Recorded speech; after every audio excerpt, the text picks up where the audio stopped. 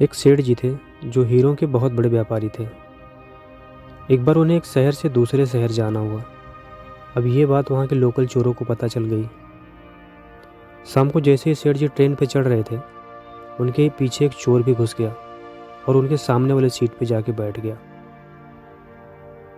बैठा बैठा चोर सेठ जी को देख रहा था और सोच रहा था कि सेठ जी कब सोएं और मैं इनके हीरो को निकाल के लेके चला जाऊं। पर सेठ जी थे कि सोने का नाम ही नहीं ले रहे थे। रात के करीब 12 बज गए। चोर ने सोचा चलो एक आध घंटा हम ही सो लेते हैं, कब तक नहीं सोएंगे, कभी तो सोएंगे ही। यही सोच करके चोर जो है अपनी सीट पे सो जाता है। अब जैसे ही चोर सोता है उसके थोड़ी देर बाद सेठ जी ने अपने जेब से उस हीरे की पोटली को निकाला और उस चोर के जेब में डाल दिया और खुद इत्मीनान से सो गए। एक घंटे बाद चोर उठा और सेठ जी की तलाशी लेने लगा। उसने सेठ के बैग को चेक किया, उनके जेब को चेक किया, सीट के नीचे ढूंढा, जूतों को चेक किया, पर उसे कहीं हीरा नहीं मिला और थक हार करके वो दोबारा से सो जाता है। करीब 2-3 घंटे बाद सेठ जी उठते हैं तो देखा कि चोर सोया है। फिर उन्होंने उस चोर की जेब से उन हीरों की पोटली को निकाला और अपने जेब में रखकर मस्त यात्रा का आनंद लेने लगे। अगली रात फिर यही खेला हुआ।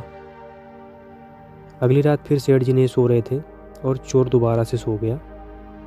जैसे ही चोर सोया, सेठ जी ने अपनी हीरे की पोटली निकाल के उस चोर के जेब में डाल दिया और वो भी सो गए। चोर दोबारा उठा। उसने इस बार बड़ी मेहनत से एक एक चीज़ बड़ी बारीकी से चेक किया, पर उसे कहीं हीरा नहीं मिला और दोबारा से फिर निराश होकर वो सो जाता है। थोड़ी देर बाद सेठ जी उठते हैं, फिर उसके हीरे को निकाल करके अपने जेब में रख लेते हैं और फिर मस्त सफ़र का आनंद लेते हैं। 2 दिन इसी नोक झोंक में बीत गया। चोर को कुछ समझ में नहीं आ रहा था कि उसके साथ हो क्या रहा है। अगले दिन दोपहर का समय था। दोनों एक दूसरे के सामने बैठे थे। अब चोर को देख के सेठ जी हल्का सा मुस्कुराए तो चोर समझ गया कि सेठ जी हमको पहचान गए हैं। वो सेठ जी के सामने हाथ जोड़ के खड़ा हो गया और बोला कि सेठ जी, हमने अपने जीवन में बहुत चोरियां की हैं पर कभी फेल नहीं हुआ।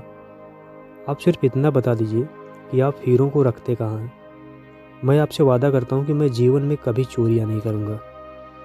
उसकी बातों को सुनकर सेठ जी ने कहा कि तुमने हर जगह ढूंढा, मेरे बैग को चेक किया, मेरे पर्स को चेक किया, मेरे जेब को ढूंढा, मेरे शूज को ढूंढा, यहाँ तक कि पूरी बोगी छान मारी, लेकिन तुमने कभी खुद के अंदर नहीं ढूंढा। अगर खुद के अंदर ढूंढते तो पता चलता कि तुम खुद हीरों के एक बादशाह थे। अब यही चीज़ हम सब के रियल लाइफ में होता है। हम सब दूसरों पे भरोसा जताते हैं, दूसरों से उम्मीद जताते हैं, लेकिन वो भरोसा, वो उम्मीद और वो विश्वास हम कभी खुद पे नहीं जताते।